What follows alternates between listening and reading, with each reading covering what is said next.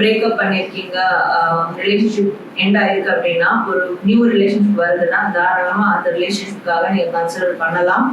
And உங்களுடைய இருக்கக்கூடிய current ரிலேஷன்ஷிப்பையே ஒரு ரீகனெக்ட் பண்ணணும், ஒரு ஃப்ரெஷ் ஸ்டார்ட் பண்ணணும் அப்படின்னா தாராளமா அதையும் நீங்க பண்ணலாம்.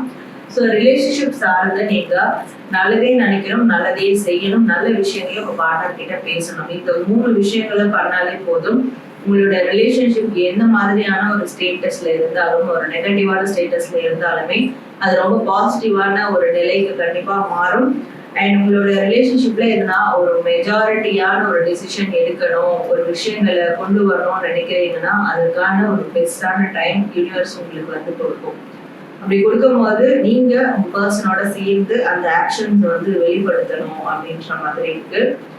ஸோ உங்க பர்சனோட நீங்க ஏதாவது ஒரு டிராவல் மேற்கொள்றது, ஒரு வெக்கேஷன் போயிட்டு வர்றது, இதெல்லாம் கண்டிப்பா உங்களோட ரிலேஷன்ஷிப் அடுத்த லெவலுக்கு போகிறதுக்கான ஒரு பிளெஸிங்ஸ் நிச்சயமா உங்களுக்கு கிடைக்கும். ஸோ உங்களுடைய பார்ட்னருக்கும் உங்களுக்கும் இருக்கக்கூடிய அந்த மன ரீதியான அண்டர்ஸ்டாண்டிங்கும் அதிகமாகும். இந்த மாதிரியான விஷயங்கள் ஃபாலோ பண்ணும்போது அப்படின்றதும் உங்களுக்கான வருது. ஸோ